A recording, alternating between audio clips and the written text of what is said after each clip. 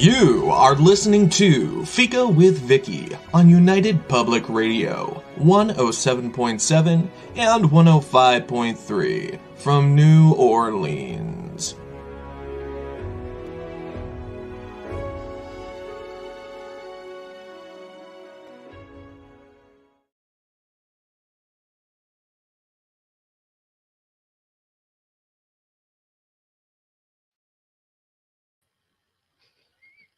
Okay, it's a day here at Fika. All right, so for some of you, welcome to Fika. Mark and I have already been here for a while, but this is the second go. So we're all going to just settle down good. And start again. Yeah. Okay, we're good. All right. It's nice to have staff off screen. Hello, everyone, and welcome to Fika. Our guest today is Mark Ryan. In a career that spans over 40 years, he's been an actor, author, singer, and action director.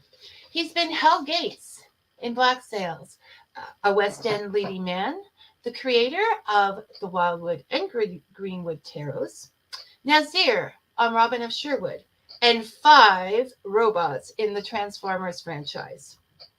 Mark and I have had Fika before, and listening to his journey is both entertaining and inspirational. It's full of pirates, knights, outlaws, and intrigue. It reads like a book, a colorful, eclectic, and curious tale that he narrates best himself. So I'm going to stop talking and encourage Mark to start. Welcome to Fika, Mark. Nice to be back. How are you, Vicky? It seems like only moments ago that we were chatting about my fascinating life. You know. Stop joking. It is fascinating, Mark. We're selling this show. You know how they say there's those people that you don't see for a long time, and then it's like you just saw the moments before. Well, apparently I think I'm having an out-of-body experience. I think I'm having the universe is telling me something. You know. To let people in, if you didn't know, and I apologize for the late start. Somehow, in another dimension, I didn't even know it was possible. I ended up in the wrong studio. And so this is our second starting of Fika, and I apologize, and though I think it's the fairies, and and Mark says it may be. And you don't know. Thank you all for sticking around to hear what we have to say today.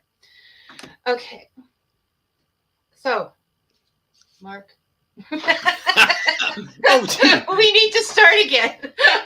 So, Mark, you've lived an interesting, fantastical life. I've got to get serious. I don't know why. Can you tell us how that happened? How is that possible? Well, it's very as an odd thing because, like we were talking earlier on, when you're kind of in the middle of it, it's almost, you can't see the wood for the trees. You're not actually aware sometimes of what is around you. You're just kind of, very focused and very ambitious, as I was. I was a very ambitious young man, not to be rich or famous. I just wanted to live my life as fully as I could and experience as much as I could of it. So I was very sort of ambitious to open doors, and that's basically what happened. Was in the sense that to reiterate the story, because I'll give Ray the credit again. We were sitting around a dinner table one day, Ray Winston, I think Jason, and maybe Clive. We were just talking about our lives and what we'd done with our lives and the various bits of achievements that we'd had, and obviously we'd all crashed into various successful things in our lives. And I said, at the time, I said, God, we've been lucky. When you think about, what we've been and gone and done, we've been very lucky in life. And Ray said to me, no, you're not. We're not lucky, Mark. You make your own luck. You create your own luck. And I said, well, all right, then we've been fortunate that we've had the opportunities, you know, to do what we've done with our lives and careers. And I said, you know, when you think of all the barriers and all the things that are in the way in life, getting from where you are to where you want to go. And Ray said something which actually I thought about profoundly for about a week afterwards. He says, yeah, there are barriers in life. There's always barriers in life.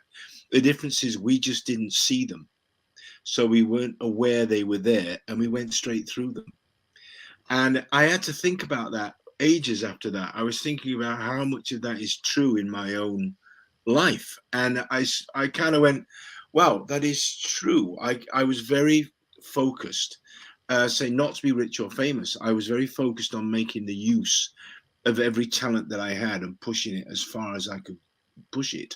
And it seems to be that the universe likes that. It reacts to that. As I say, there's certain spiritual paths that believe that you have the writing of your own fate, and that I believed that, and I just wasn't even aware that I believed it. I just kept doing it, and it seems to be the more that you create opportunity, and the more that you step beyond your own boundaries, and you create something for the first time for yourself, the more the universe opens up possibilities and probabilities. It seems to be almost like a subatomic particle field, like the Sheldrake morphic field that you're entering, that you create these waves, these waveforms of possibilities and probabilities. And it's I guess a framework that I've used since my youth to try and understand how my life and the universe function for me and functions with me, if you like. And that suddenly became, okay, well, that's probably what I was doing. I was very sort of focused, almost blinkered in a way. I mean, I've been accused of being, when I was younger, of not being a particularly very nice person. And I think I was a nice person. I just think I was...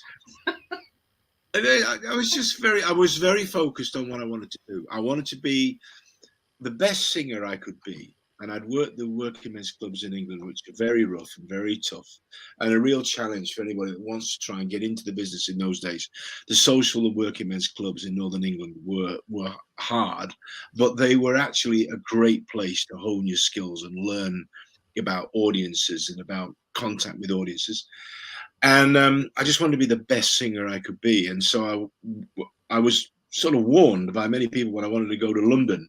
They were saying, yeah, but London's full of the best singers. You know, they're great singers in London. You're going to run into the best. And I was like, okay, let me find out. Let's find out how good they are. And so I ended up, you know, as well as doing Dean, of course, I ended up doing 4 years in Evita, playing Magaldi and then Che Guevara, which to me is one of the most vocally challenging parts that I could have played for myself as a young man in a West End show. So I got to break that little barrier, if you like. And it just seemed to go on from there. Now, Mark, is there a recording out there somewhere of you in Evita? There's several. I'm actually on the original London cast recording, because when the show opened in '78, I was the original Magaldi. On this night of 1,000 stars, I was the original Magaldi. And then not on the White Album, because that was Tony Christie, who was somebody I used to go around and steal his act. I give him full credit for that. I've said it many times publicly. I used to follow Tony Christie around the Northern Club circuit and steal his act. And ended up playing Magaldi in the West End premiere, directed by Harold Prince, of course, with David Essex and Elaine Page. And here's an example of one of those things. I wanted to audition for Shay. I played Magaldi for almost 2 years, about 18 months in, getting on for 2 years into playing Magaldi, which I was loving it. I was loving life in Soho in those days. It was a very eclectic, wonderful place, Soho. And I was in a hit show. I had the first time massive West End show. So I was enjoying being Magaldi, but I wanted to audition for Shay. And I discreetly asked about it, because Gary Bond, who took over from David Essex, who played, I think did about 3 months, 4 months, David, and lovely bloke, lovely man, David Essex.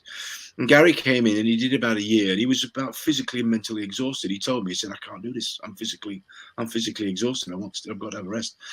So I wanted to audition for it. And I was told by friends, and I mean friends, I didn't take it as an insult. They said, you're 24, so I'm 23 or 24. I look different because I had short hair. I actually had hair at one time in my life. I know now that's a bit of a shock. I had short hair, and I didn't have a beard, and so people were kind of like, "Don't embarrass yourself, don't," because this is a big part. And that was what got me, was don't embarrass yourself. And so I went, okay. So I went and bought a combat jacket, and I got the wig lady upstairs to make me a Che Guevara wig. And I actually painted on, stipple brushed a beard onto my face, the Che Guevara beard. And I borrowed the beret of Gary's beret, and I auditioned for Harold Prince. And I don't quite know how I managed to get in. I think the stage manager, Sam Match, who's still a friend of mine, managed to go. Harold Prince went, "Is there anybody else?" And Sam went, "Yeah, we've got." And so by the time I was on the stage and actually singing "Oh What a Circus," I think I was halfway through "Oh What a Circus." They played it, and I was singing it, and I was halfway through it before Harold Prince realised it was me, and he stopped and he went, "Mark, is that you?" I said, "It's me," and he let me get through it, and I sang it all, and he sort of said, "You cheeky." Anyway.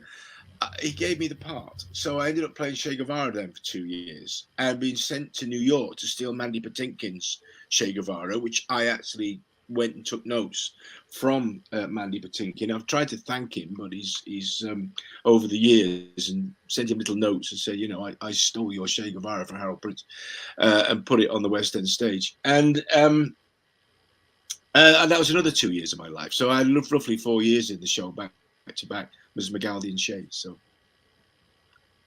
So, I mean, a lot of people are not going to connect you to that with the other things that you have done. So it's kind of cool to hear about. And if you could send the link with you were going to send another link. I can't even remember what that was now. If you could send that link my way. There is actually, there is a recording, a bootleg recording, which is floating about somewhere of me actually singing Shay. Obviously, I'm on the original album that was done with Elaine Pace singing Night of 1,000 Stars. But there is actually a bootleg floating about. I have it on reliable wires. There is and I think legal. Listen, I've just been sent another link of Wildwood Tarot with somebody on Etsy selling you another version of Wildwood Tarot. There's dozens of them. There are dozens of illegal counterfeit versions of Wildwood Tarot. That's a whole other story. We can talk about that as much as you like. Yeah, because I have something to say about that. Oh, it's absolutely rampant, and I'm happy to go into why I'm going to publish Greenwood myself, because for this very reason. Yeah, so there is a bootleg that was somebody. Is that on YouTube? Because I don't know. I don't think so. I think it's something that collectors have that are Evita buffs, and who are not going to shop the person that they got it from and that kind of stuff. So I think it's people who are Evita and West End musical enthusiasts that have these copies of various casts singing. See, I told you there was intrigue. People, I promised intrigue, and now we have intrigue. Okay, intrigue. Intrigue I have, trust me. But intrigue I have, even more so in the last. Funny enough, in the last few months, since the whole UAP thing has exploded, UFO thing has exploded. Funny enough. Anyway, it's a long that we'll go back to that if you like later on. Okay, so we started off. We have to have some difference here. So we started off with the whole Wildwood counterfeit thing. Yep. Counterfeit thing. Okay, so just as a segue. For people who may not know, counterfeit. Well, first of all, this is like the picture, the book from the Wildwood Tarot. There you go. And for those that can see it, and counterfeit is a big thing in the tarot industry. Now, I don't know why, because when you get a counterfeit deck, they're usually in saran wrap. They're going to be smaller than the regular cards are. They're not as tough and you don't get the fabulous book where you learn that Mark Ryan grew up playing in Sherwood Forest and become a fan for life with. And we have seen them where we are, and we have approached the seller and said, like, just, these, why are you selling counterfeit of the tarot? And they're like, well, I didn't know they were counterfeit. Now, you don't get these things and order them they're selling them for $10. So what are they getting them for? $5? Like, they have to know they're counterfeit, Mark. And that's all I have to say on it. Okay, go ahead. Well, the damage they're doing to the industry is massive. And I know people think, well, I'm getting it. I'll say it because I know people are going to jump up and down about it. I'm going to get hate mail about it. Most of them are Chinese. And there are a couple of European ones. We've seen one that's been sold out of Ireland, but most of them are Chinese copies. And some of them proudly proclaim that made in China, written in China. They just simply take our names off it, call it something else, and proudly proclaim produced in China. So I'm afraid to say most of them are Chinese counterfeits, and there's lots of them. But the damage that is doing to the industry is that, for instance, we're just doing a new project for Sterling in New York, John Matthews and I and Yvonne. We've just done a new thing called the Sherwood Oracle, which comes out next year. And it's the money that has to be invested to get that produced. It takes a long while to get that back, to earn that back through sales. And if somebody's buying a cheap knockoff for $10, right, then the one that's being sold for $29.95, they might not choose to buy that. They choose to buy one. And it is just be clear, it is illegal. It's a theft, not just a theft of copyright. It's a theft from the artist as well. So it's a theft of everything. And it's under international law. It's illegal. And we try and knock them down. It's like playing whack-a-mole. Every time we whack one over, another one pops up over here. I've just been sent another one right now. And then people write to me, which is kind of interesting and bizarre and ironic. And they write to me and go, oh, I bought your deck and I can't get this thing to work when I'm supposed to download the book. And I'm saying, well, that's because we don't have a thing to download the book. You buy the book with the deck. Yes, but it won't work. And you in the thing, it says that you zoom this thing and go to, and you can, I've got the book with, I went, you bought a counterfeit. You didn't buy it from Sterling or Welbeck in London or Sterling in New York. You bought a counterfeit. I'm not responsible for that. Sorry about that. They get very upset about that kind of thing. And blame me. No, don't blame Mark, okay? People don't blame Mark. Don't blame Mark for anything. Okay? Just let him go. Just let him go. Yeah. But that's exactly the point. I mean, I respect you and John immensely. You know that. And I care about you guys. But Yvonne and Will, like, they make, this isn't the best one, but I mean, they make like 78 pieces of art. I don't even know how long that would take. 78 pieces of art to put on these cards. And they don't deserve to get ripped off. Like, ripped off. No, I can't even imagine how long that would take. So, and Will Worthington's work is amazing. And I just looked up Yvonne Gilbert. Is that how I said? Yeah. Gilbert. Yeah. And her because I wanted to imagine what the Sherwood Oracle would look like, since I haven't seen it yet. It's stunning. It's stunning, let me tell you. I was looking at her illustrations, and they look like old storybooks, like back in the day. That nostalgia, that fantasy, that is that what they look like on the cards, or am I totally offline here? Yeah, no. You're actually. I'm just going to put a light on because because we're a little bit later than expected. I'm just going to put a little light. There we go. Look at that. I have a little light there. Shed a little light on things. Because it was getting dark in here. And her work is so detailed, and so it literally leaps off the page at you. It's like Will's work was fantastic for Wildwood. He did such a good job. they have to go into this in the detail and the concentration to be able to make that come alive. And yes, her work. I was actually going to send you a couple of prints, but I actually didn't get time to write to Sterling and say, can I have permission to show you some stuff? We are going to do a full launch of the thing next year, and we'll probably have permission to do that. I don't want to do that without Yvonne's permission, though, until we've got the whole thing finally proof done, which we have. I mean, it's more or less all been signed off on now and put in, but it's a lot of work. It's a lot of work, and just to have somebody steal it and sell it for $10 is actually kind of heartbreaking. But it's more about the damage that it's doing to the esoteric industry, because the more that this happens, the more or the less that people will be willing to put up the kind of money it takes to produce new materials, new stuff like this. So it's very difficult. It's a real problem. The publishing industry is suffering anyway, and this is not helping. No. So the moral of this story is: do not buy counterfeit. Please, please.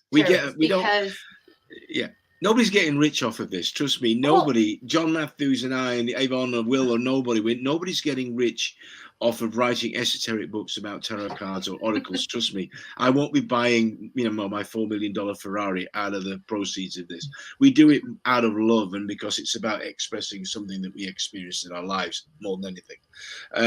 And again, because of the fandom, the loyalty of the fandom, we like to keep pushing out stuff, going, think about this, look at this, it's some new art, blah, blah, blah, blah. So nobody's retiring, in the villas in south of France with the $3 million yachts parked up.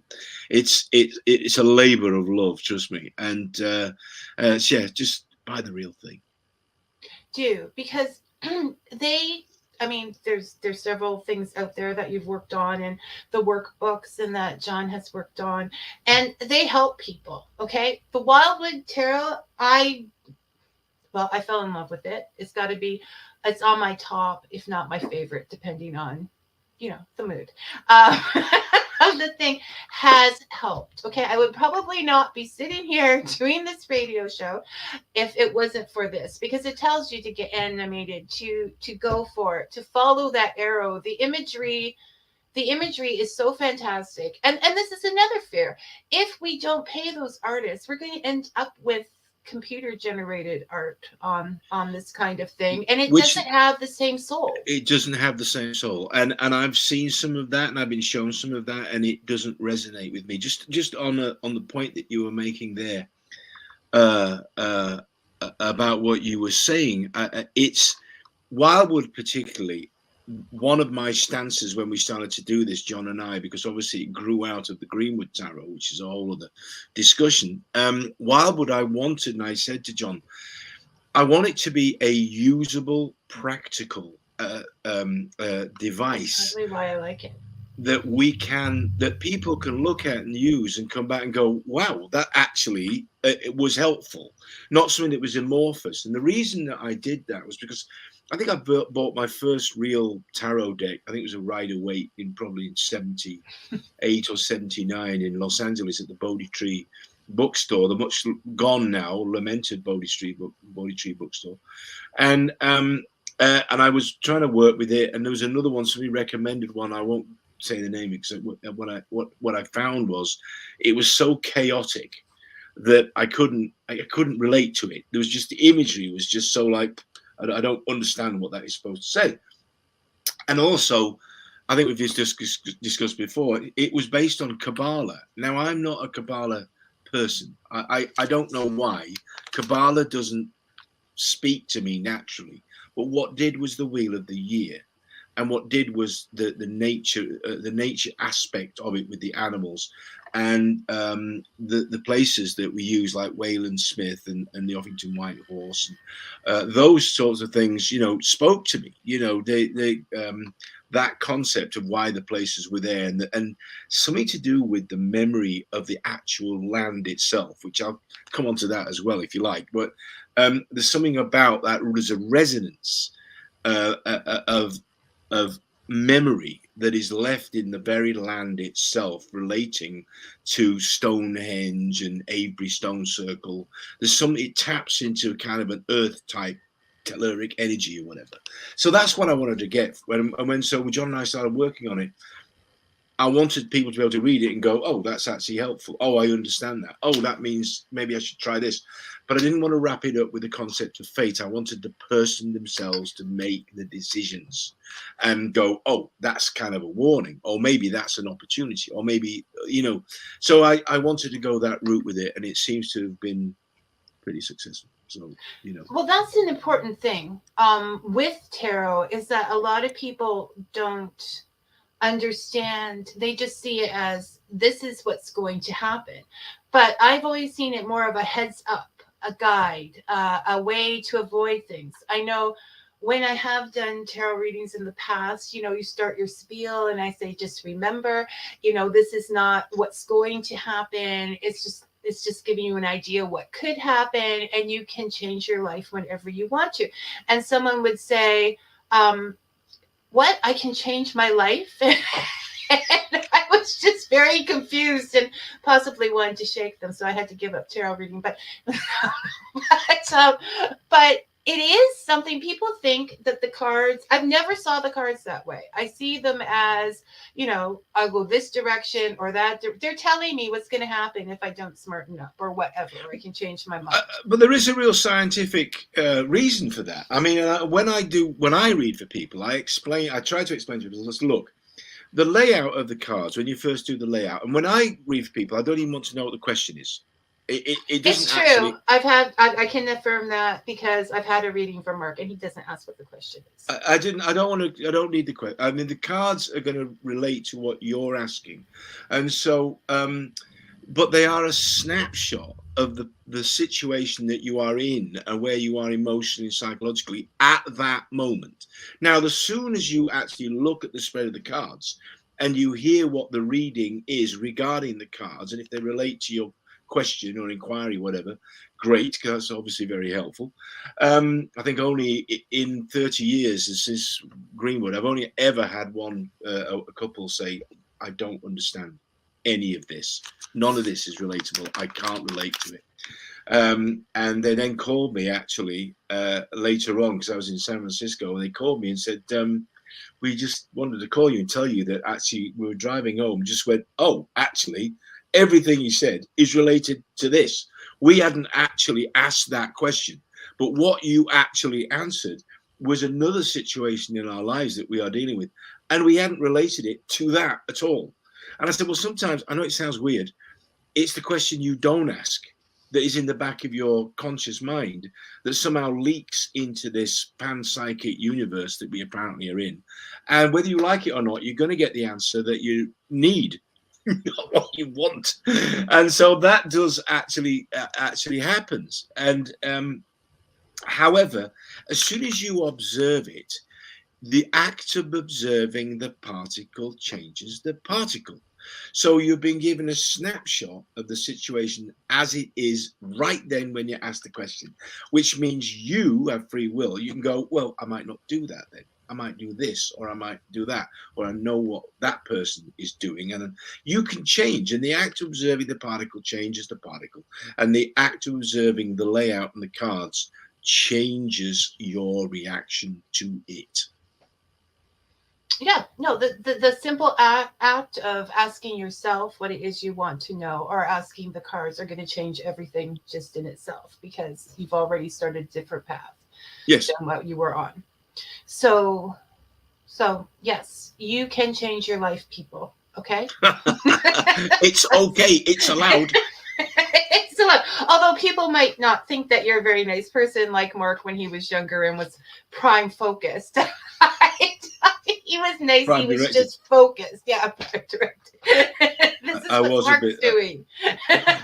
I've been reminded. Trust me, I've been reminded more than once. You were a bit, edgy. Yeah, well, I love Ray's introduction of, is that? Yeah, Ray's. That's in Hold Fast. Yeah, of Hold Fast. You have to get this book just to read what Ray said about him. Okay. He's a good mate, trust me. And it's like all good friends. We still talk to each other this way. We still literally rip each other to pieces, but it's done with the most real loving endearment, and I mean that. We're Yes. still friends after all these years, and that's how we were on the set. We were the merry men. We were like a right little firm, as we say, in London, in South London, a right little firm, and we were a right little gang, and we were all very, I think, the same way. But I mean, that probably contribute to the series, Robin of Sherwood. I'm not sure if we mentioned that because you would have been like the same age. So I mean, the Merry Men were just a group of men trying to make a difference in the wildwood, but they still had their fun and antics. It was brilliant, I have to say, and I have to give a shout out to Paul Knight, who passed away a little while ago, and Esther Charkham, who was the casting director on it and later became a producer. It was brilliantly cast. I mean, everything about the show was brilliantly done, and I know it's weird now. You look, Mark's just talking about it like that because it was, he was in it. No, everything about it. Richard Carpenter. I've never been approached by a writer like Richard Carpenter who actually called me. And that story about me going from Edmund the Archer to Nazir the Saracen is a true story. But a lot of people don't know that he actually called me, Kip, and he said, "Well, we got you. I didn't write this like this. For the first 3 scripts are written. You have no dialogue. I don't know what we're going to do with the characters. Do you actually know? Have you got any ideas?" Basically, he was the first writer, probably the only writer that would ever call an actor and go, "Have you got any ideas?" And I actually said to Kip, I said, "I've just finished reading Runciman's history of the Crusades. There's 3 volumes of Sir Stephen Runciman's history of the Crusades, and in there's a whole theme of the history of the Knights Templar and the cult of the Assassins and their relationship, because they worked together. They were very similar organizations in many ways. So the cult of the Assassins and the Templars worked for each other and traded ideas. That's the astrolabe was a seagoing navigational tool that the assassins had, and they swapped esoteric ideas, medicine, the Hospitallers, cult of the Hospitaller, called the Knights Hospitallers. They swapped medical ideas, philosophical ideas, spiritual ideas. They traded a lot together, which sounds weird, one being an extremist Islamic and the other being an extremist Christian. But they did. And so we talked about that. And Kip said, well, maybe we should make him something like that. I said, why not make him an assassin? You've got, whether you like it or not, you have a Muslim merry man. So why don't I make him an assassin and a renegade? And he said, well, I have no dialogue. How are we going to do this? I said, I don't need the dialogue. Give me the action. You didn't. Give me the knife throwing, the sword fights, the horse riding, the all of that. Give me all of that stuff, the tracking. Give me all the physical stuff. I will speak through the character via his actions. Trust me. And that's how the character was developed for the show.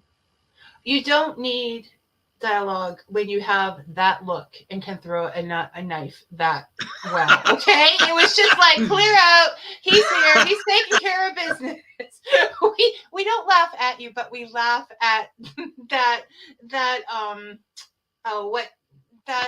portrayal. Because it was just like, here comes the look, here comes the knives, it's over. Okay, we'll move on. It worked for Eastwood, right? Yeah, well.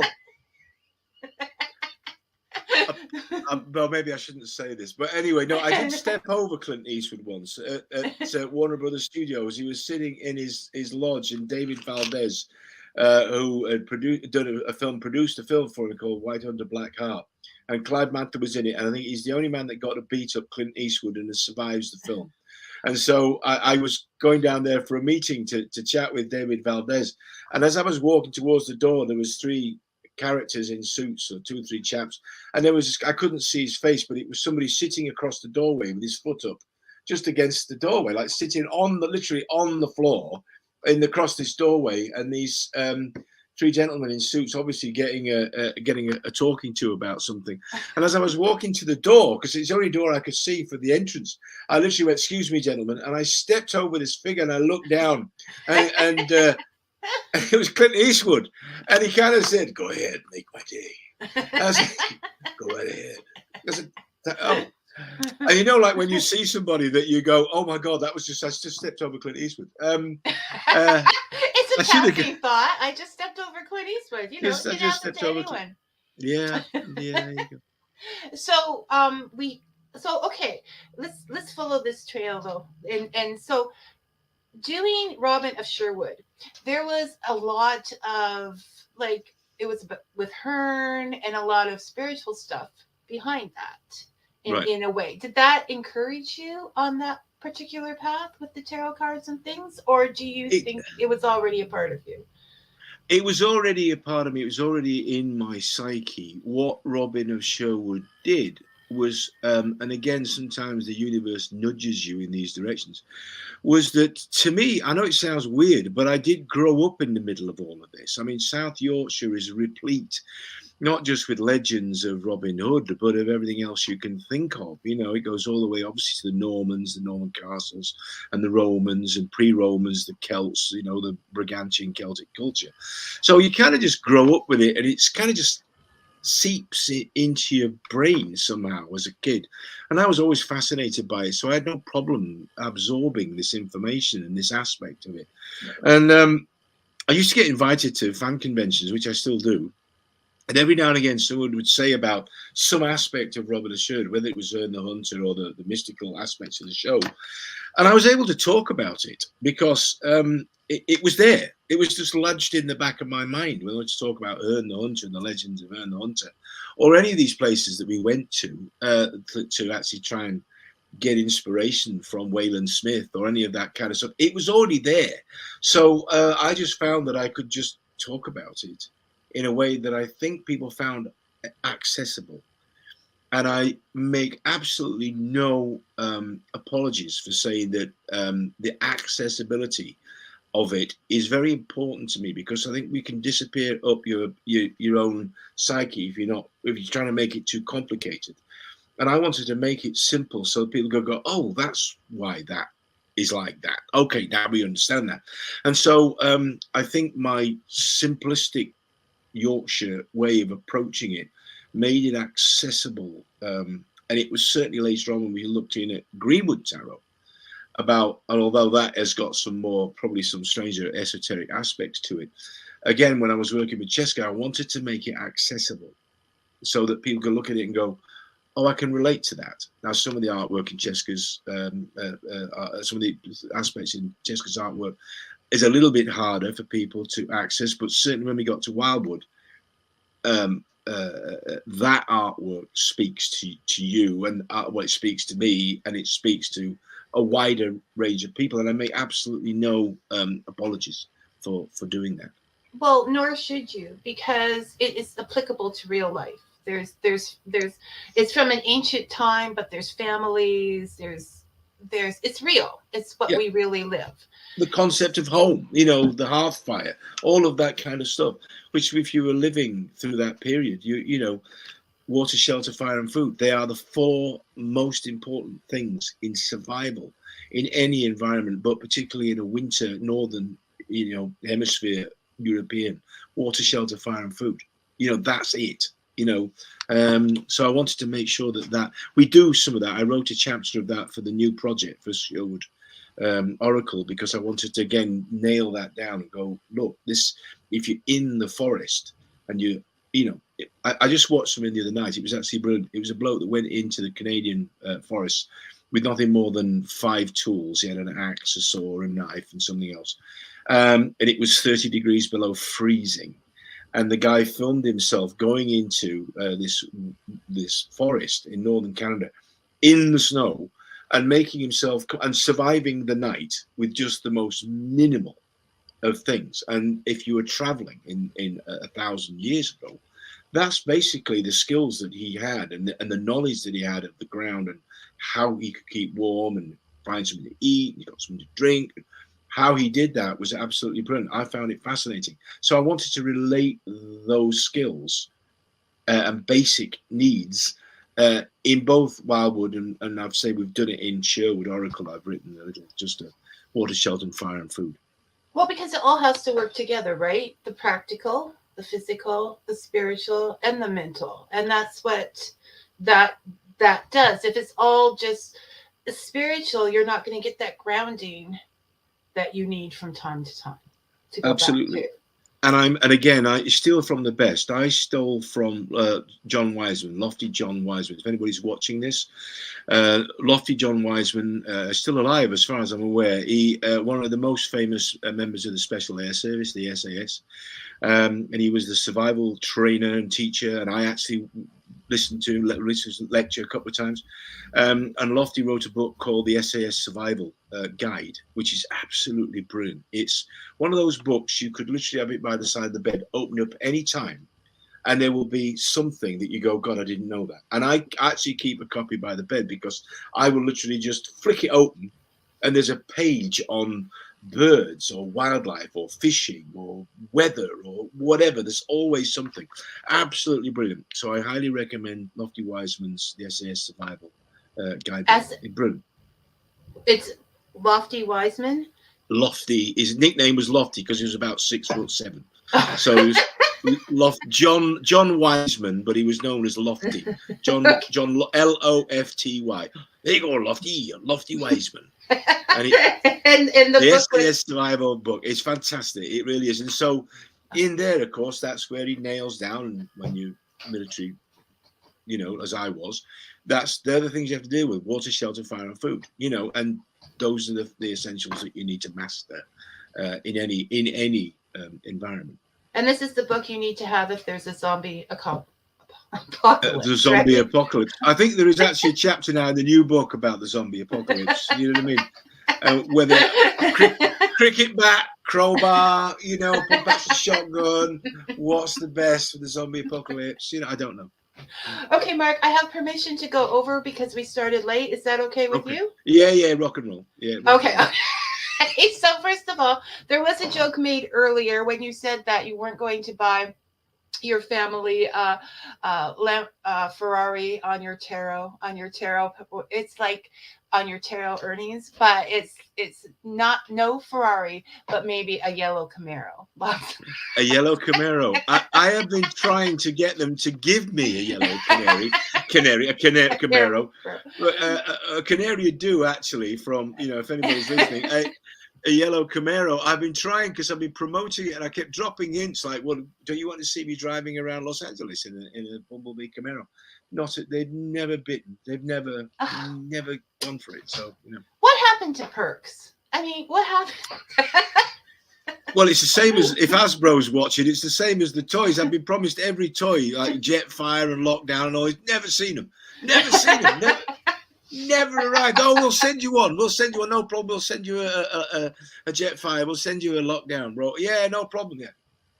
Okay, so we all have to write to the Transformer franchise. Give us the link and say, give Mark his toys, okay? Yeah. Because I want my toy. He wants his toys. Not a lot, is it? Not a lot to ask, Tamara says hello. Oh. And hello, Tamara. And Brian says, how would you compare working on Robin Hood with Black Sails in that time difference? Wow, Brian, who is it? Which Brian is it? Brian Greiner. He's a regular viewer and okay. Hello, Brian. How you doing? If you're hearing me, well, Robin was classic British television in the sense that the actors were allowed to bring things to their performances and to the shows. As I just told the story about Richard Carpenter coming and talking about stuff, we had a bit of an input into what we wore and how we wore it, like the swords on my back and the knives at the front. The costume department and everything were very cool about all that kind of stuff, and we were allowed to do that to help form the characters. There's not the showrunners now in productions are basically the gods, and they're running it, and you're not really allowed to change any dialogue or even bring too much to it yourself. They want you to learn the lines, say the lines, be the character that they wrote, and do. And I guess it's just a way of doing it. Now, Black Sails, I enjoyed being a pirate, so I'm not knocking the way that they did it, and certainly some of the dialogue that I had was some of the best dialogue ever written. Well, not in just in Black Sails in the show, but also probably in any show that I've ever seen on television. I mean, some of the dialogue I had. It's on my top 3 of written television series. Fantastic dialogue, and because I'm working with Toby Stevens, but also the whole cast, I have to say, were very dedicated and great. Toby Schmitz, everybody was. Zach, they're really dedicated professionals, and they brought everything they could to it.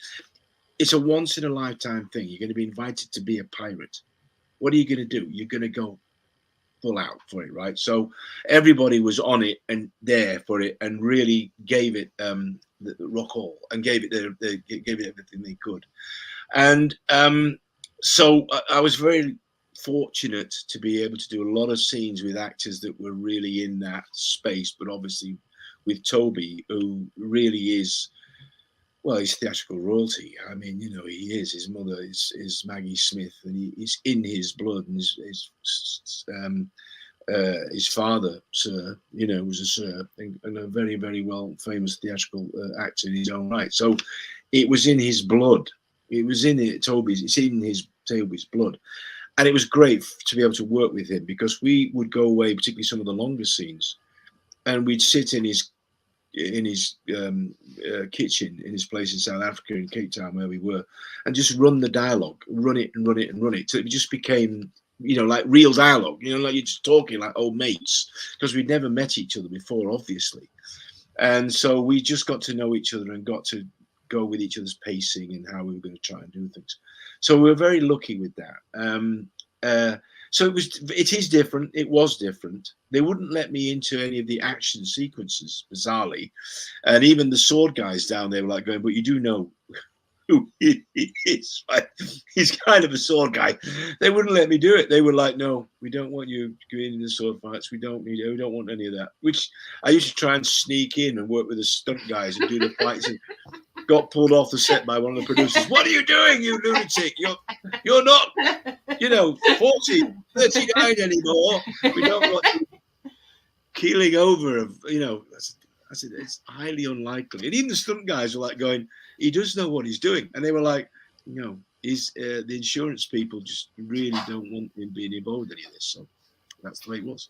So it's like many other things in life. The casualness of it, the free for, not the free for all. No, really, when I think of Robin of Sherwood, I just see you guys having a really good time going for it. But it's all more professional. Like, not that you weren't professional in that one. I don't want to say professional. Mark, give me the word that I'm saying. Well, I think we had more largesse. One of the directors once described it as the huddle. And what would happen was we arrived on the set if we had a dialogue scene, and before they actually got there, we would run it. We'd just run the scene between again, and we were all such different characters that every flavor came out during that huddle. And so one of the directors came over. He said, "I don't really need to direct you guys. We just need to put you over, let you run the dialogue, and then we just shoot it." And because you know each other so well, we were so tight that and obviously we knew each other. We'd been living together literally at one point in the proceedings, so we were able to knock these scenes out pretty quickly. And obviously I didn't have any dialogue. I just had to sort of hang around in the background waiting to do something and stab somebody, or, you know, throw something, you know, knife or something. So but it was a joy to be in the middle of all of that creative energy. It was you know, fantastic. So, and the directors would go, just let them go away and do it. They'll show you the scene, and then they just shot it. So there was some direction. I mean, I'm not knocking some of the directors. Obviously, Ian Sharp was the first director that we had for the first 6 episodes that really set the tone for the piece. And Ian, wonderful director who I worked with on Who Dares Wins, which was I was shooting when I was the last part of my run on Evita. I was actually shooting Who Dares Wins during the day and doing Che Guevara at night. So literally I was shooting for almost 8 weeks on Who Dares Wins while performing Che at night. So Ian very kindly gave me permission to do that, and so did Tim Rice and Andrew Lloyd Webber. So yeah, that was working with Ian. From that's where I got offered Robin and Sherwood through Ian that directed the first 6 episodes. So Brian said, thank you very much for the answer. And Tamara said she agrees with me on Black Sails being the top 3 written series on television. And I just have to take note when people agree with me. Like, it's just, it's nature. It was a pretty serious writing team, let me tell you. There was a serious writer's room that worked on those scenes. And, of course, it shows. I think there was actually about 8 writers or more probably at one point in proceedings. But their dialogue and the way that they approached it, because it was a complex, interwoven story. Something happened in the first season. I'm not going to say what it is. Mark is very aware of what it is. That made me say, that's it. I'm not watching any more of this show. I'm not watching any more of it. That's it. I'm upset. I'm not doing it. And then my husband had it on in the second season. And so I got roped in, and they actually made me like the person who did the thing that I didn't like in the first series. And if they can do that, they can do anything. Okay. They twisted and turned, and it was fantastic. There were discussions about that and about what they would do about that, and was there a possibility of doing something else with that? And I did have conversations with people about that and about that, and I did think it was a mistake. I thought they made a mistake, and so did various other people as well. And it was said that's not smart, and but it is what it is, and it's show business. And you go in, you do the job, you go, thank you very much, and you go on to the next thing, which I did. So it's all part of life's rich tapestry. No, it is, but it made me very. I mean, not just because of you. I like you, but Hal Gates just is he was Mr. Gates. He had.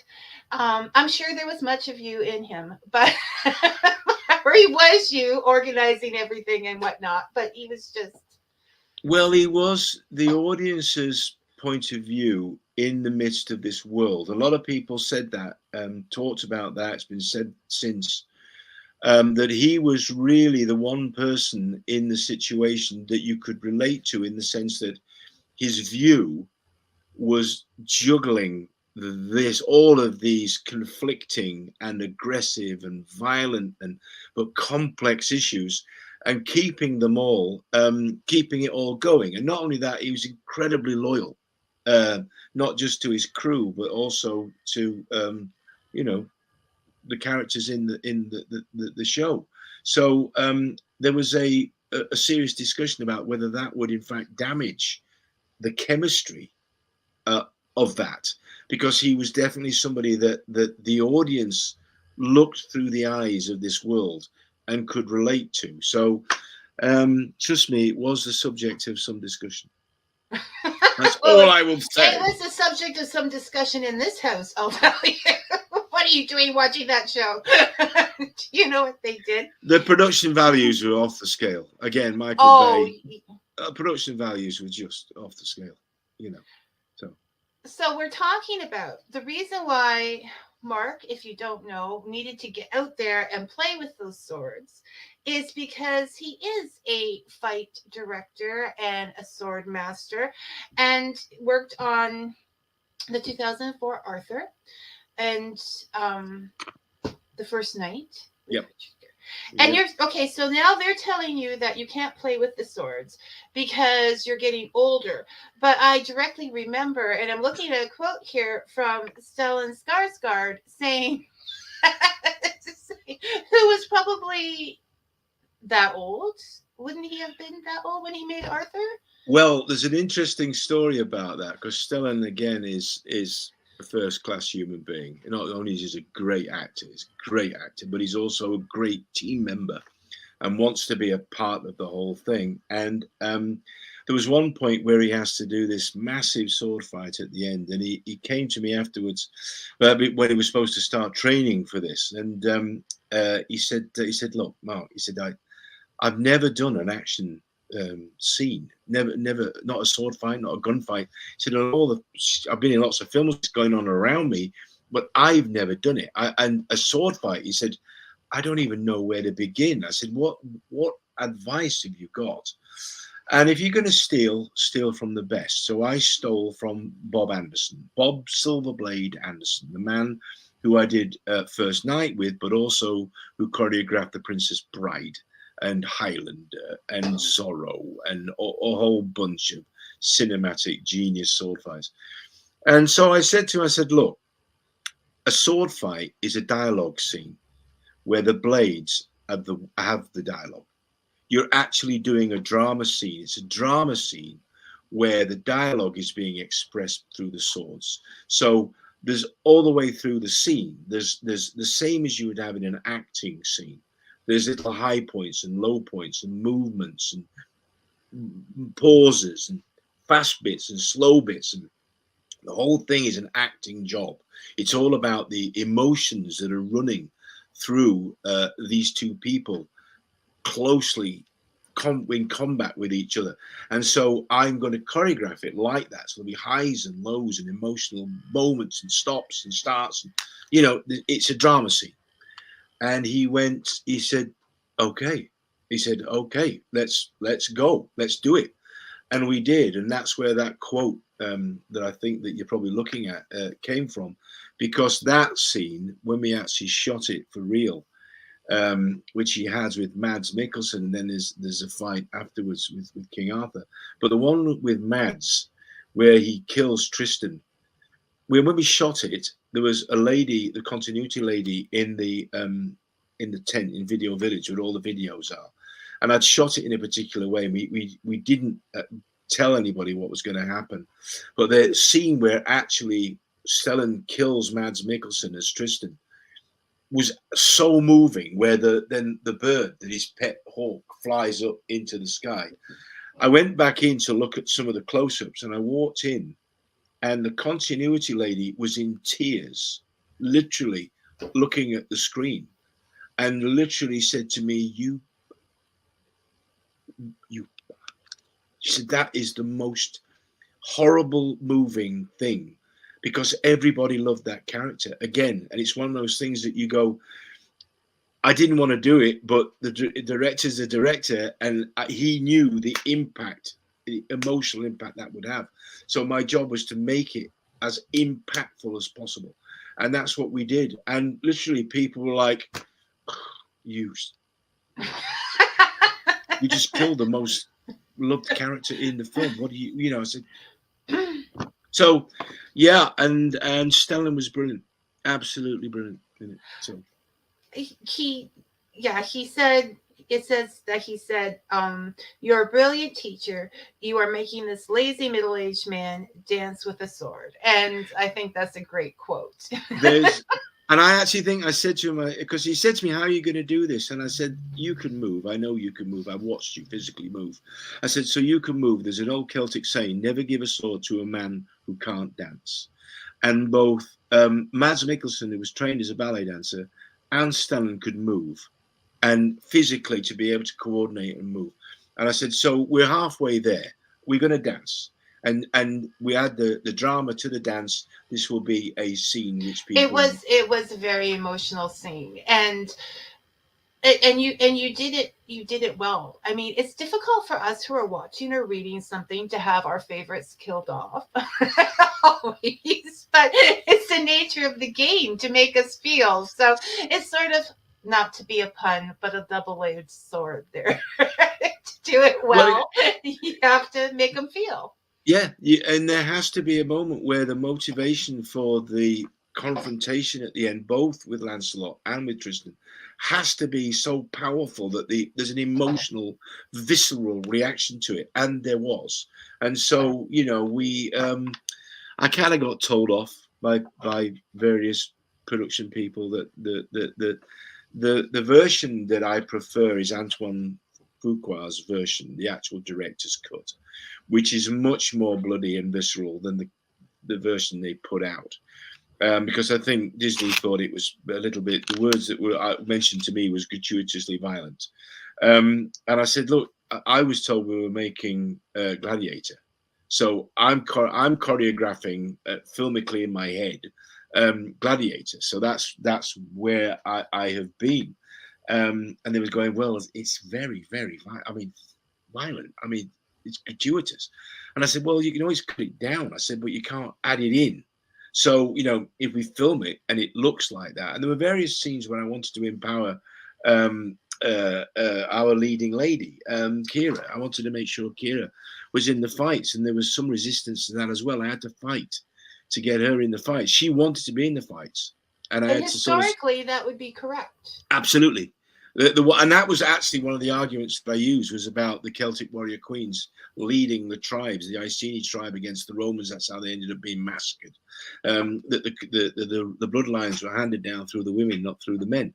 And so the queens are led like nowadays they call her Boudica, or I grew up calling her Boadicea, because that's how but it's probably the wrong school. It was Boadicea, so or Boudica, whatever. It's your history, so you should probably be right. Yeah, but it's also Latin, and we don't speak much Latin in Yorkshire.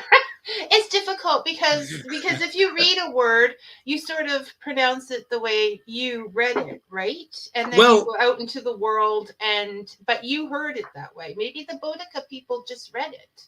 I think at school it was Boadicea. That's what we heard. But like I say, we didn't speak much Latin in Doncaster. In fact, we don't speak as much English in Doncaster. So Anyway, shout out to Donny there. My hometown. But the point is, it was historically accurate to have her fight. Yes, absolutely. And so good for you, Mark, standing up for the girl warriors out there. And getting them in well, I've always tried to, and I've had some stick from various elements, but it was also the same with Greenwood. We wanted to emphasize. That's why I put in. It was my idea to put a female archer both in Greenwood and in Wildwood. I said no, it has to be a woman, because it's about balance. And the old card, the charioteer, was a bloke driving a chariot and pushing the horses and all that. Let's just do something different. Let's empower the girls in this. Let's give the women some, power in this. And archery, if you ever seen a female archer, a real woman archer, but it's so beautiful, it's so graceful, and so and it's a projection of power through archery. So I changed the charioteer card to the archer, and that's why we have female archers in both decks, actually, Greenwood and Wildwood. So okay. So I'm all for that. I'm all for empowering. Yeah, and getting them into those warrior roles. And I think I can't imagine it without her being, because that was her nature in the movie, to get out there and do something and defend her people, and it would have been odd if the true story is that there was certain people that were concerned because Kira is so slight. I mean, she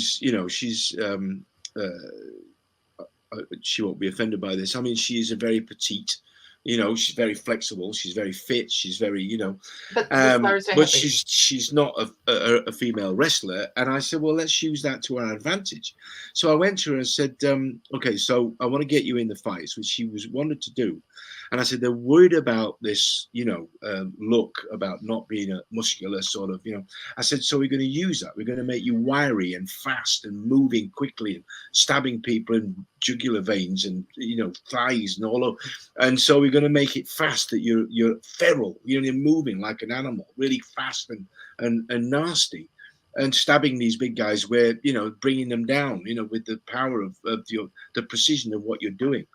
And she was all for it, and she came to the stunt training camp that we had, and she threw herself around like a lunatic. It was fantastic. I can't tell you how impressed I was with Kira, the work that she put in, and some of the scenes though that we did are not in the version that was actually released. It was then Antoine, because he came to me and said, "How are you going to make this work?" And I showed him one of the fights that we'd done, and he went, "That's going in my version." It's where the scene where all the girls are climbing on that big Saxon guy and they're all stabbing him. Eventually they bring down this massive guy, literally a huge Irish actor that plays one of the Saxons. And I had him like almost being attacked by a pack of wild animals, and they literally managed to stab him and pull him down. And he kept it in the film, and it got cut out of the version that was put on general release. And everybody kind of went, you know, I don't know why, maybe it's just time or something like that. But I wanted to show that element in the film. So, yeah, I mean, it has to be disappointing when you put that much work and planning into something and it just disappears. Right. Yeah. And you film it and it's there and they've got it and they don't put it in, you know. And that's the biz, as they say. That's the biz. That's the biz. It ends on the cutting room floor, you know. So you mentioned there was new intrigue. There's lots and lots of intrigue in your life. Because of some of the stuff you get into. Do you want to allude to any of that, Mark, or are you just going to leave that up in the air? Well, no, I don't mind talking about it. A lot of it is already out there in the public domain. But I mean, I'm obviously we're writing. We've written and now finished Sherwood Oracle. So, and I was looking at what project I might approach next. There's a couple of projects, and we're looking at doing a podcast related to esoteric patents, because there's a lot of things in the patent world which people, and it all grew out of the whole UAP UFO, and I don't mind talking about this now, thing, which there's a lot of stuff out there at the moment about this, which is disinformation, and some of it is understandable, but from the intelligence point of view, and I say this because it's in the book, I was a member of the British Army's Intelligence Corps, and I was attached to and worked with a lot of interesting people, including UK Special Forces, but also organizations. Some of them don't even exist anymore now, but some of them are pretty esoteric in the way that they approach what we call HumInt, human intelligence. And so I worked in that arena for almost a decade, and then when I went to California, moved to California, it kind of followed me. I had a very high security clearance. I know that sounds weird to people out there. They go, who's an actor? Why did he have a security clearance? I had a very high security clearance, and I was told then by my bosses, this is going to follow you for the rest of your life. We're going to be listening to you for the rest of your life. So don't get into any trouble. Don't do anything stupid. So over 20 years, I didn't talk about it, except I worked as a private investigator. As it was my want, and did lots of odd things in that world in California and throughout America, actually. And so one of the things that just got thrown up was about the whole UFO, UAP thing. And I happen to have, because of what my involvement, certain knowledge about some of this. And I don't know, it's not a criticism of people, because I actually like and respect people like Nick Pope, and I understand where Lou is coming from and Chris Mellon are coming from, because they can't actually tell the truth, right? I know somebody personally who I worked with that crossed the line by talking about something that they shouldn't have talked about because it was a classified thing. And that person was dragged in front of a tribunal. He was threatened with losing his pension. He lost his rank. He was thrown out the area that he worked in. It's a very serious thing if you say the wrong thing at the wrong time. And people don't understand the classification system. So people talk about, well, why don't they just say it? Well, they can't just say it. They can't. They're not allowed to, but they'd also end up going to jail. But they'd lose their future livelihoods, because they'd probably lose their clearances and all kinds of stuff. So there's a lot you have to read between the lines, but there's definitely a lot of disinformation coming out, which has probably got to do with what's gone on the last 60 years about UFOs. We are flying highly advanced aircraft. And I'm going to give you an example. The SR-71. Mark, don't say anything that's going to get you in trouble. No, okay? no, because I'm going to say something which is the SR-71 okay. Blackbird spy plane, which obviously I know something about. Behold the glory of Jetfire, which is Ray Winston. Actually, I'm doing Ray Winston as Jetfire. I got pulled up by Michael Bay about that. He said, "Who are you doing there? Who is Jetfire?" So it's my mate Ray Winston. Behold, okay, the glory of Jetfire. I said the SR-71 was designed in the 50s, right? They were flying it in the late 50s and early 60s. And they kept it a secret for 25, 30 years because it was so advanced you know. So we are flying things that are 30 years in front right now, and these often get mistaken for UFOs. And there was one discussion I've had, and there's a lot of people out there asking questions because they don't understand how it works. I can say this now because it's in the public domain. One of the things that has been often mistaken for UFO is the Ascender, which is a dirigible. It's a balloon sort of craft. It's like a modern day dirigible. It's V-shaped. It's massive, absolutely huge, and it's used for high altitude research. But it's V-shaped. It looks like a triangle. If you saw it with the lattice work at the back, it looks like a giant triangle. It's massive. There are photographs of it online. It moves slowly. It's silent. And if it was painted black, for instance, you would look at that in the night sky and go, what is that? It's floating above a city or whatever. It's got 3 lights on it. It looks like a triangle because you can't see the stuff in the middle. So a lot of things are mistaken. And that's in the public domain for it. Now, this 5 observables, which is things moving quickly, it wouldn't have that because it's actually a high altitude platform. However, it can be used for other things which are classified. So they can't say, well, that could be an Ascender and it's being used for this. Although I did see something on the History Channel, I think it was last night, that actually where they actually discussed that role. I can't confirm that role because I worked in that area. So I am not allowed to say that's correct. I can say that's interesting idea, that's an interesting observation, that's probably true, possibly true, whatever. But I can't say I know that for a fact. I would end up in jail. So there's a lot of things out there which are being misidentified and being stepped around because it would solve a lot of things. It would solve a lot of problems. I mean, if you see a big black triangle floating through the sky, which is bigger than a football field, you might go, "What? How is that staying in the air?" Well, it's staying in the air because it's a dirigible. So right? Would there ever be a time somewhere in the future where you would be like where there would be a book? Mark Ryan reveals the truth. Yes, I'm actually working on it. Let me clear this up for people that are watching right now. So I can give you I believe, right, that there is abundant life in the universe. I don't believe we are the only intelligent entities in the universe. In fact, I can't actually understand why people would actually believe that, but if they do, they do. My belief is that the universe, and even probably just our galaxy, it's called the Drake equation. There is other intelligent life out there, I believe. Has it been here?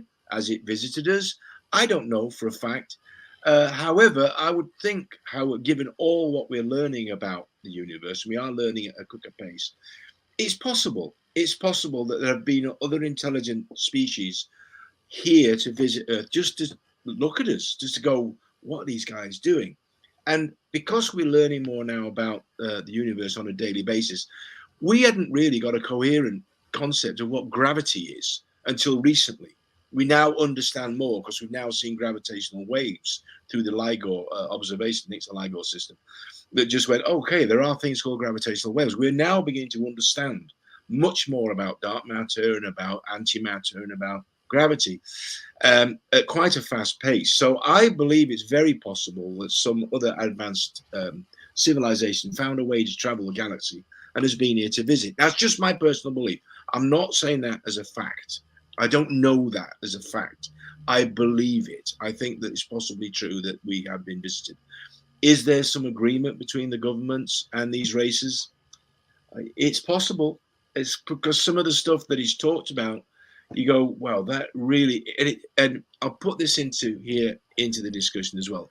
Anybody wants to ask me about it, I'm happy to talk about it at the next public event I'm at.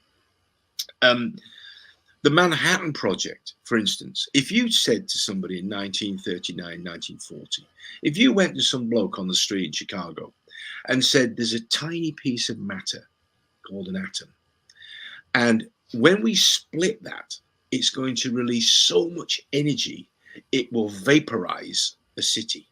Now, if you tried to explain that to a guy in the street in 1940, they would have gone, "Are you out of your tiny mind? What do you? I can't even see this thing. It's so small, but the energy is so huge. That's what happens. It causes a reaction, and that's what happens." So the mistake that America made was that the Manhattan Project was actually riddled with people that were working for people that now, as we know, Russia got the secret, China got the secret, and that's just the nature of the spying business. Sadly, they lost that advantage because they couldn't protect the secret. Now, whatever secret there is regarding UAPs, obviously is strategically important. If America actually did find a way to build these advanced craft, and I would say they did, and there's reasons why I say they did, and would certainly have certain knowledge of that, then they're not going to let that secret out. They're going to hold on to that secret for as long as they possibly can. It's a strategic advantage that we hold on to that knowledge and keep it, because you can see what's happening in the world at the moment. There are bubbling up of trouble in various places. And if the Department of Defense and its contractors have an advantage, they will want to, what we call, build a bodyguard of lies based on Winston Churchill's. Please read the book. You want another book to read? Read A Bodyguard of Lies. It's absolutely required reading for anybody in the intelligence community. Read it. Anthony Cave Brown, Bodyguard of Lies. And it comes from a Winston Churchill quote, which is, "In war, the truth is so precious, she must always be accompanied by a bodyguard of lies." So that if it's good enough for Churchill, it's good enough for me. Oh, that should be on a bumper sticker. Bodyguard of lies. That, in war, and the truth is so precious. And Mark Ryan believes in possibilities in his life. Absolutely. And in the paranormal. Absolutely. I'm trying to think. There was another book that you suggested on Facebook, and I didn't write it down or anything, and I scrolled past about something about government, ulterior government. I don't know. I'm gonna have to go back. Was it on my Twitter or Facebook or something? It was on your Facebook. It was a couple years back. It was about like a secret government or agenda. A secret government agenda or something. Not that he has a very happy Facebook, and it's maybe it was Bodyguard of Lies. I promote Bodyguard of Lies. That's what I'm thinking. Because when anybody comes to me and go, "What does this mean?" I go, the intelligence community's job is not just to protect democracy, it's to protect the things that protect democracy. So they wrap all of these things. D-Day would not have been successful. And Bodyguard of Lies is about that. It's about major deception operations. So that I detect in this whole UAP revolutionary thing a certain amount of deception which is required. I understand why they're doing it. I've sort of been backwards and forwards with Brandon Fugel. If you've watched a show called Skinwalker Ranch, to open a whole other can of worms, there's certain elements within that show where we kind of bounce backwards and forwards. We haven't actually talked properly yet, Brandon, but I've been trying to say to you, what is this? How does this work? And I'm going, I know this works because I was there when it was actually implemented. So I have an idea for you that you're going to go, "Oh, I never thought about that," about why they are getting the certain responses that they're getting and being surveilled. And I've said to me, you have to understand you are under surveillance. You're under surveillance. Your team is being looked at, followed, bugged, you name it. It's all going on Skinwalker Ranch. I tried to say that, and they're mystified by some of these things, and I'm trying to go, well, I can explain that to you because I've been there when some of these things have actually been used. I've witnessed this as part of my role in the intelligence community, but also in jobs I've done since being a licensed private investigator. So I tried to say that, and it's a very interesting show. However, I do think they are trying to approach it in the most scientific. Travis Taylor's trying to approach it in the most scientific way that he can. So I have a lot of sympathy for him. But again, Travis can't say what he really knows. He's a contractor for NASA. He can't say it. It would destroy him. And so he has to kind of tap dance around things. And I've seen a couple of interviews where he said things which I went, why would you say that? He went, you know, an iPhone can't be hacked. Yes, it can. There is no phone made on the planet that can't be hacked. Trust me. They can open anything. If you think your WhatsApp is, it's not. They will find a way, trust me. So he said a couple of things. I went, you must know that's not true. You must know that any of your cell, because on the show, they've got cell phones doing all kinds of things and electronic equipment going sideways. Anything's possible. Let me tell you, you don't need aliens and you don't need Earth entities to do that. And this is why when I start to fear that the world is destabilizing, I immediately go to Mark's Facebook page. And I destabilize. I destabilize the whole thing. And I'm like, if he gets scared, if he says run for your lives, I will. So Mark, if the world is at that point, you had better put on your Facebook page. Well, Vicky, but go. to answer the question that you asked about 20 minutes ago, yes, I am working on a book about this whole subject, because I was just going to put it in as a chapter in Old Fast, and then I went, no, it's such a big and important chapter. Look, the Vatican has accepted that they are the possibility of alien life other than being on Earth, right? They've accepted that. And not only that, they've said, of course, because the Catholics, they want to be in there first. If there are alien brothers out there. But now you're going to get letters. Now I'm going to get letters. No, you know, hey. My dad was a Catholic. I grew up Catholic. So I didn't grow up Catholic. We didn't actually go to a Catholic church. If the Vatican, which probably knows more than it's actually letting on, is saying, if there are brothers out there that are out in the universe, they're all God's creation, we welcome them. You know what I mean? They're not saying, no, we are the pinnacle of God's creation. They're going, well, if God created something else, it's okay. We're all brothers in whatever spirit, blah, blah, blah. So I have a feeling that the Vatican knows a bit more about this than they're letting on to. So now I'm going to get hate mail from, like you say. I wasn't. So that's another book we can look forward to. And yes, I'm going to do that. I'm going to write that, because I think at the moment there appears to be some of it is benign, without doubt. Some of it is benign, what people are revealing while trying to protect themselves, and I mean that in the nicest possible way. I'm not having a go at Luis Elizondo. A very difficult situation. Yes, and they're trying to drop breadcrumbs, which they're hoping the rest of us will put together. And some of it I know to tap dance around things, because I have to do it myself sometimes. And even in Hold Fast, there are things I had to be very careful about what I said about certain things. And so some things I just went, well, you know, history, it happened, it's in the public domain. But they don't understand the rules, and so because people don't understand the rules, they expect everybody's just going to go, here's what I know, and they can't do that. And so you've got people out there, like I say, Chris Mellon is a smart guy, right? I mean, this guy was up there at the top. He's having to tap dance around things, and I don't mean that to sound belittling to him, but I understand how it works. And nobody wants to end up having your pension pulled and, you know, your mortgage stopped, and suddenly a visitation from the IRS wanting to inspect your books over the last 7 years, all that kind of stuff. But there's a lot of stuff which is genuinely, I don't know, wacky. Some of the stuff that's coming out, and it's almost like a religion. It's almost like paganism in a way. It's almost, pagans constantly. It's almost like that. It's turned into some kind of a spiritual endeavor about the people that believe they're aliens and the people that believe it's something else. So when will it be okay for you to talk? Like, when are you able to do this without? When do you think it might be advisable for you to put out such a well, if anybody's watching, these are the rules that I apply to this, and I've tried to explain this to people both on Twitter, the people that I've been,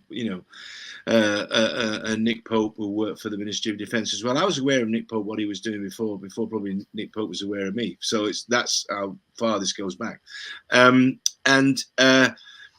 The rules are simple but complex, and that is anything you learn while you have signed. And I signed not only the Official Secrets Act several times, probably 4 times, if it's exact, and also what's called the Special Forces contract. And what people don't understand is that in itself is classified, right? That is classified. So you're not supposed to, give any details about what that contract is in that contract. So I signed both. Now, if it's in the public domain and I had no interaction with it and I don't actually know, I never worked in that arena, I'm perfectly entitled to speculate and say, like the Ascender, like I just said about the Ascender, the V-shaped dirigible balloon, high altitude surveillance thing. I can talk about that. I never worked on it personally. I just know what it is and what it could be used for. So I'm not giving any secrets away because it's out there in the public domain. The company that builds it has got a website. You can go visit them. You can see the pictures of this massive thing, right? And say, oh, crikey. It looks like something that if it flew across your sky, you'd go, what the hell is that? And it's silent. And a lot of the descriptions of it are the slow, majestic thing gliding through the sky, but no noise. Okay, a slight hum, somebody said. That's because probably they're using some kind of electric motors for propulsion. And I can talk about that. If I was there and did something which I was a witness to, involved with, right, I can't talk about that because it's still classified, right? Unless, for instance, there's a photograph on the internet that I can go, oh, and somebody says to me, do you know what that is? I can go, yes, I know what that is. It's called an LRIC, and it's in the public domain because there is a picture of the Special Boat Service, the SBS, that who I worked with, that is, which is the same as your Navy SEALs.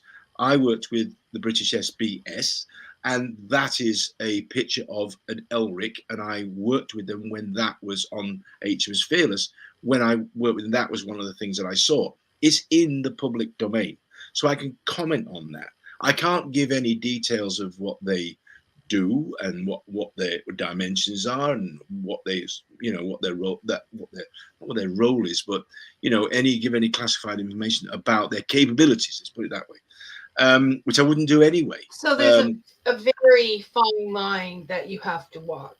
You have to walk a fine line, and I'm very obviously. I not only did I swear allegiance to the flag, both the British flag and the American flag, so I have worked in both these arenas, and I wouldn't do it out of that loyalty as a patriot, basically, to the democratic system. I wouldn't want to give away secrets for that reason.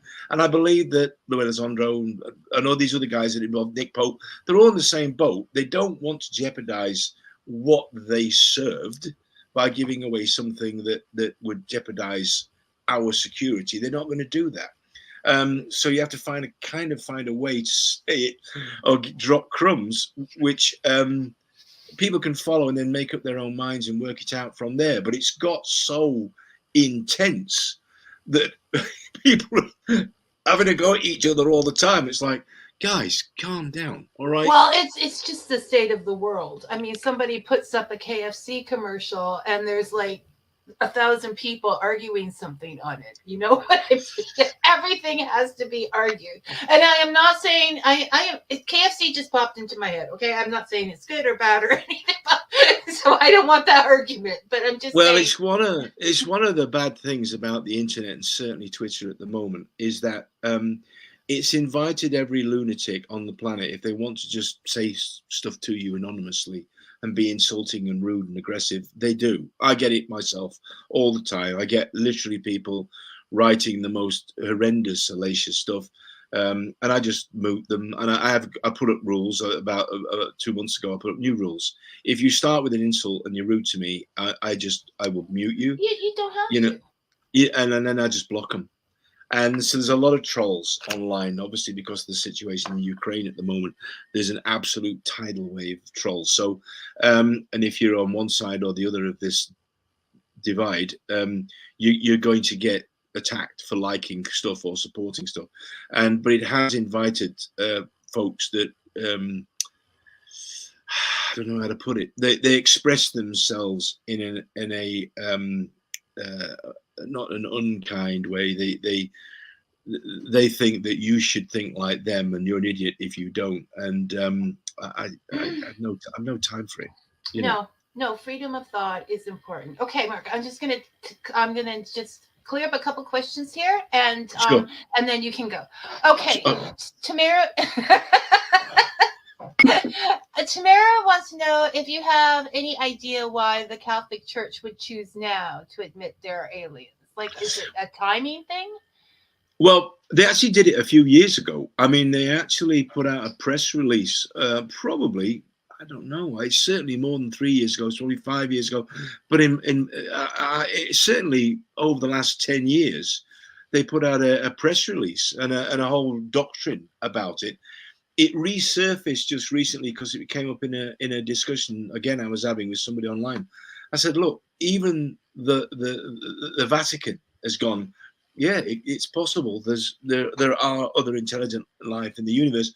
So it may well be that the Vatican were in front of all of this, and so they've gone, let's drag this out again and rehash this.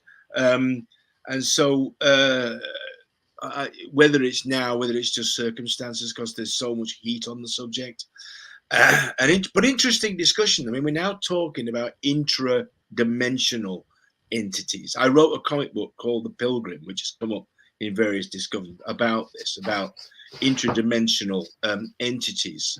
There you go. A lot of it's in there, and the reason I got away with that, since you've asked me the question, is it's a comic book.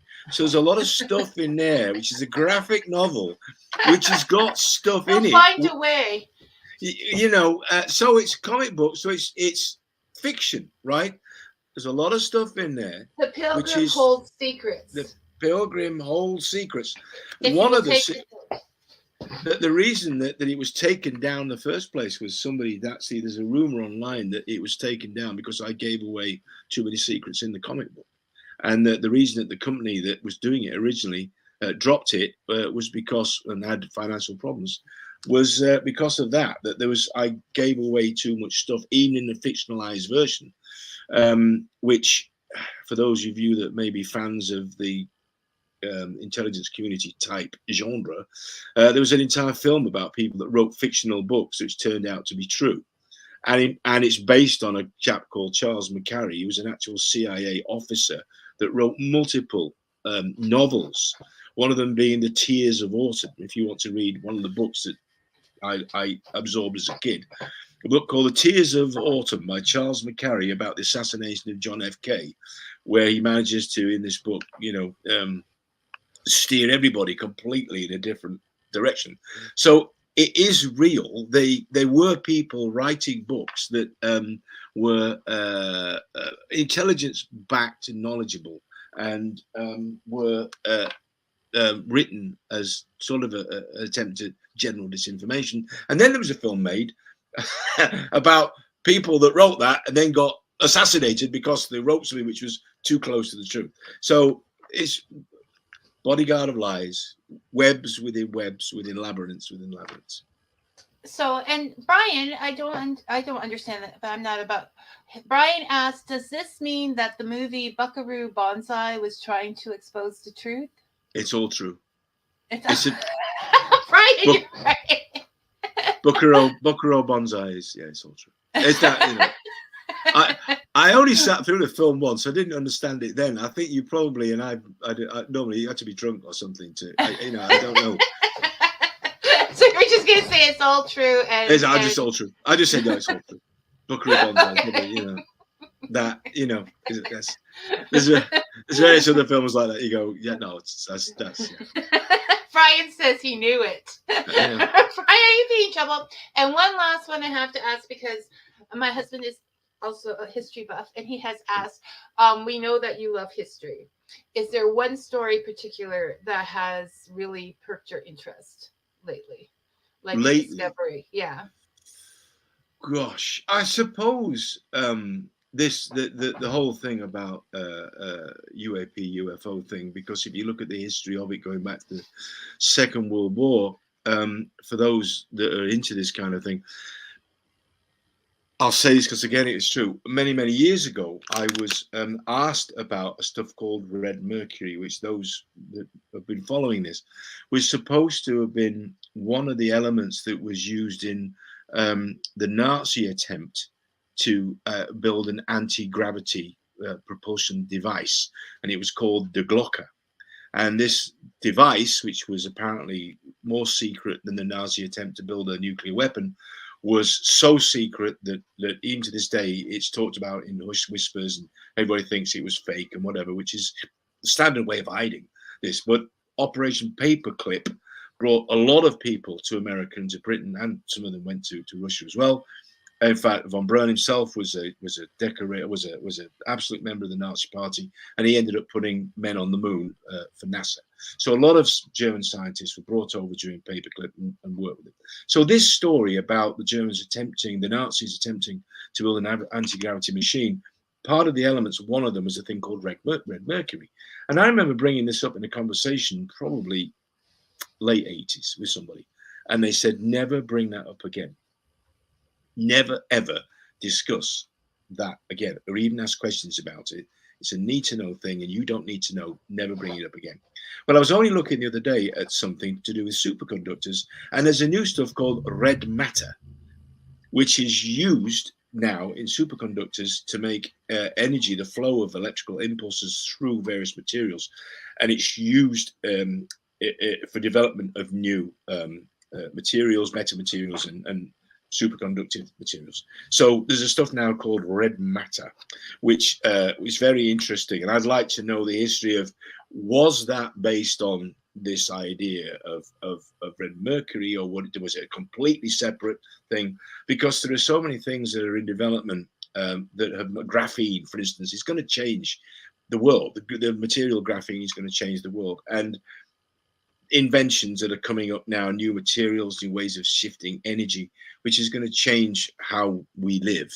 And so I'd like to know what the connection was, what the development trail was between that. Was it possibly now being used as some kind of anti-gravity device, or that apparently have been patented by the US Navy? So there's a lot of interesting esoteric history as well. Some of it I know about because I've been there, and some of it's been used.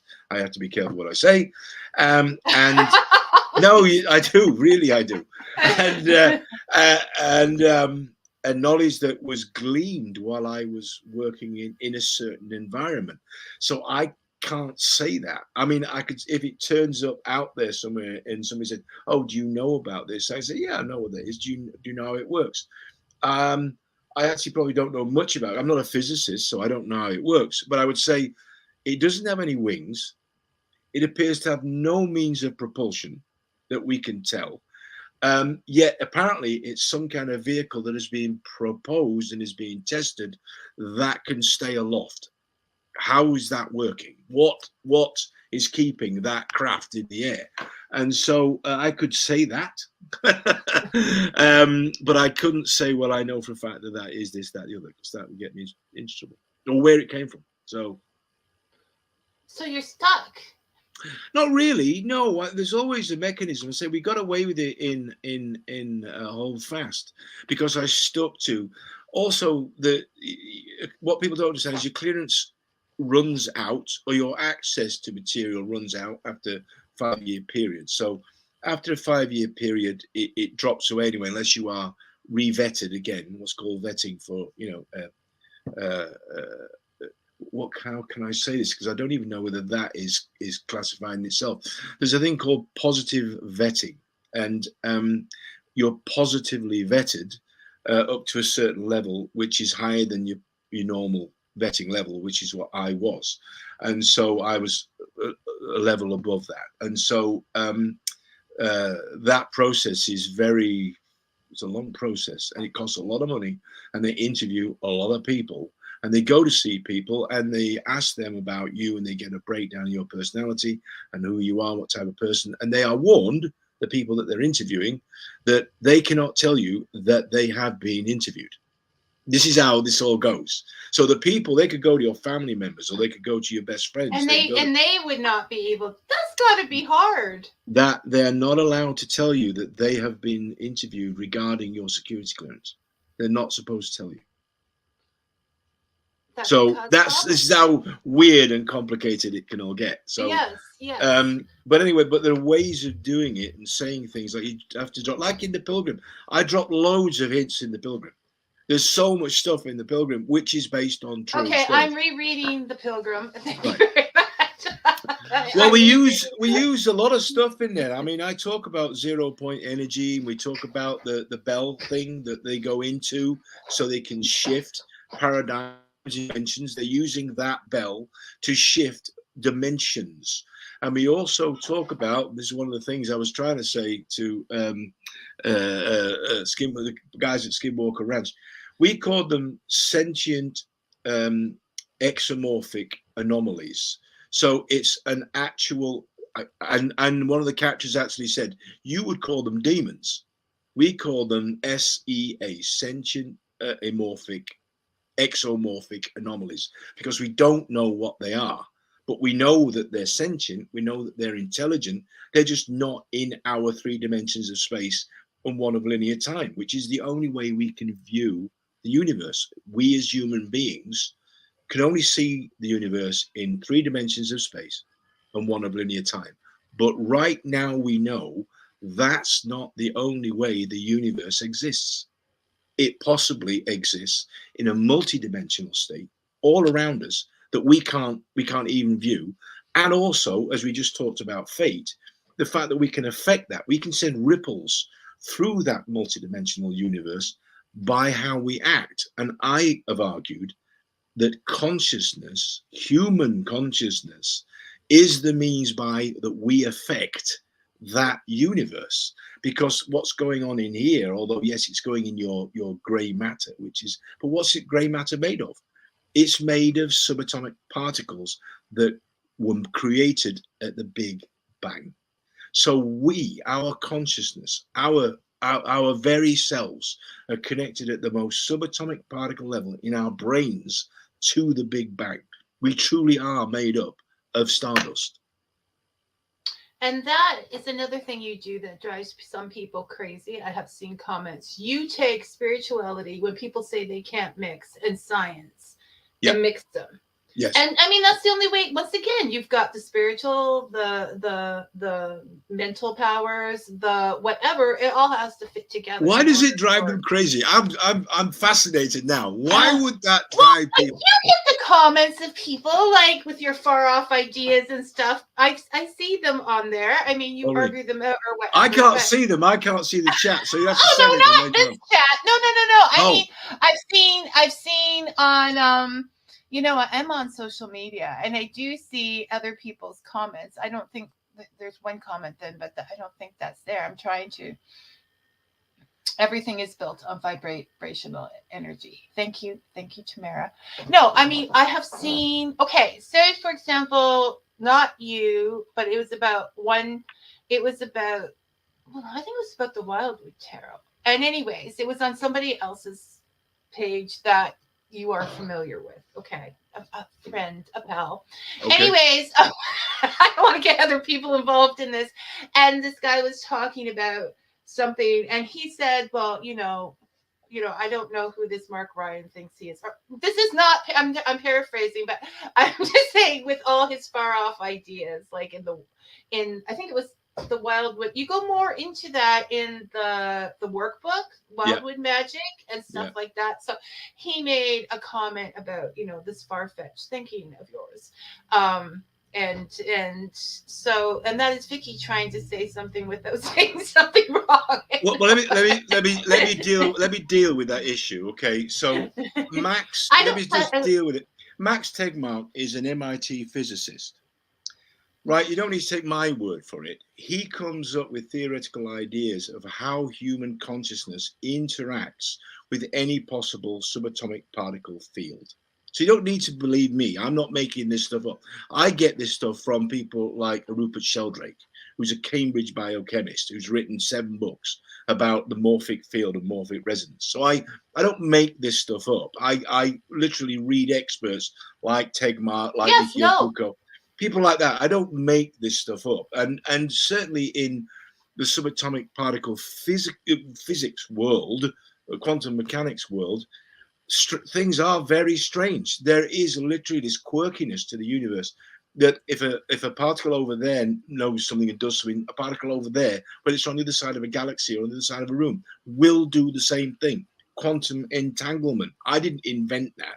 Geniuses invented that, but yet it exists apparently. So my ideas aren't that far out, and they're actually based on the work of stand on the shoulders of geniuses. So, you know, shout out to Max Tegmark, shout out to Rupert Sheldrake, Mickey Okuko. Those are the guys that I take my ideas from. So they're not far out. This is what geniuses come up with. So strange commenter on a friend's Facebook page. Take that. You know, yeah, no, but you know, it's the matter. It's the beast, as it were. You have an idea, you put it out there, and they're gonna slosh it, right? I don't mind, and I honestly, you know, the only thing I don't take, from my father used to say, I'll take anything bar blows, and I don't mind questioning if it's done in a polite and intelligent manner. It's abuse, and this is what the internet has sort of opened up, the idea that you can just abuse people and you have a right to do it because you're sitting at home in whatever, and you can just and abuse people literally directly. I've never done it. I answer, if somebody insults me, I'll insult them back, but I try to avoid that kind of interaction because it's a waste of energy. Well, and what it has destroyed, and what I'm trying to do with Fika is to have actual conversations, to have discussions. People now are confused that discussions, a difference of opinion, is an argument. And it's not an argument, it's a discussion. So we could disagree on something and totally respect each other or whatever, but and it's gone. It is completely gone. It's like you have to think what I think, or you can't be, you know, a decent human being. And I don't know where that came from. Well, I have a theory, but I really don't want to open up a whole other can of worms here. But, I hear what you're saying. Sidestep politics, you know what I mean? I get enough about that, trust me, politics. So I'm like, you know, hey guys, I have a theory, but you know, let's leave it. I'm hearing you. And I think everybody's hearing you. So you don't have to actually say it out loud. Say it. Now, Mark, you have been a joy and a very nice guy for spending all this time. I know you're a busy man and I respect that. But, you know, in a couple years or so, I'm really going to want to chat again. Okay. Especially if that new book comes out. Well, it's sort of floating about there. We'll see. See how things go. We might do the podcast first. So I might be coming to you to promote my podcast, because I'm going to invite people after this discussion, after this chat.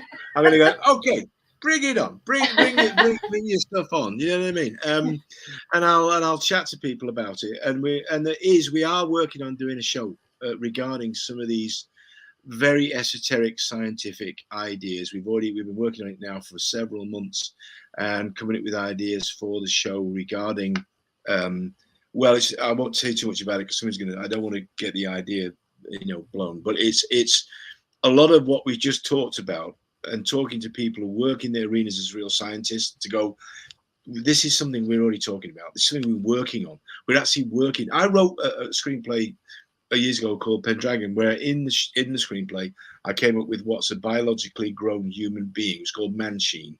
And I read last week that they've now got these blobs of brain that they've grown in petri dishes, which they're hoping to build into biomolecular computers. I wrote about that 40 years ago. People thought I was mad, writing that one day they will use brain matter as actually the biomolecular basis for a computing system and grow human beings that will be literally walking biomolecular computers and can shape shift and all kinds of stuff.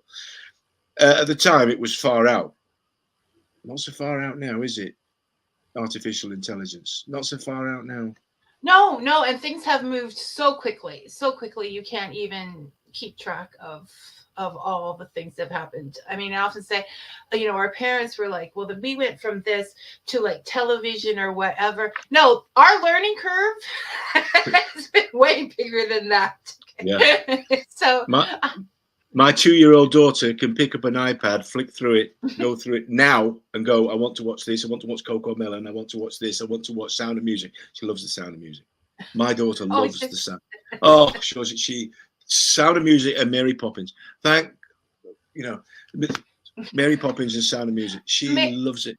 I love the Sound of Music, but Mary Poppins has been my fave since as long as I can remember. It's a great.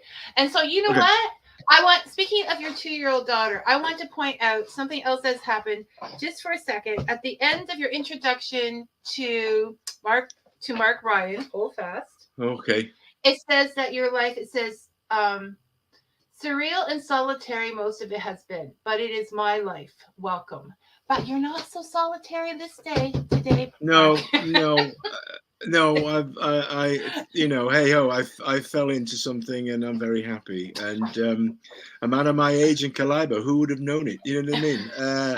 Yeah, no, we're very happy. We're in the midst of doing up my home in Las Vegas. That's being ripped apart right as we speak. And because I moved from Los Angeles to Las Vegas, and this house we have now in the Netherlands, this is being ripped apart, and walls are coming out and all that kind of stuff. So we're actually going to be homeless next month. So we're throwing ourselves on family and friends, anybody else that will take us in. So we've got a tent. We'll bring a tent to your back garden if you like. Oh yeah, I'm in there. But do make sure that you send links to. You were going to send some links to. Yvonne's work and Evita, if we ever find that, but that's out there on the black market somewhere. I don't know. It is. I'm afraid. Yeah, that may be a little out of my. I'm sworn to secrecy. It is out there. You can. There are groups actually on Facebook where you could probably jump in and join, and if you ask nicely, they'll probably send you it. So I just. On the side, do you have a copy? So thank you very much, Mark. Hopefully we'll talk soon and we'll see you on a podcast. And thank you. I hope we answered everybody's questions. If anybody's got questions that they want to send to you, and we can maybe do it in a letter, I'll try and write some stuff or do a different thing, whatever, a group chat or something, so that people can go, what are you talking about? Which is how it is. There you go. What is he saying? I can't even go through the last what we just went through and know what was said. Okay. It's just a blur. Okay. Thank you so much. Bless you. Take care. Thank you. Thank you. Thank you. So that was fun. That was very, very fun and informative. So our guest next week is Christina Rose. She is the author of Twisted Veil and Black Pine Road. Christina is also an artist who has designed her own covers. So definitely looking forward to catching up with her, because we've done Fika before, and what's happening with her work. So till then, may your coffee be hot and your stories sweet. Thanks for listening, everyone.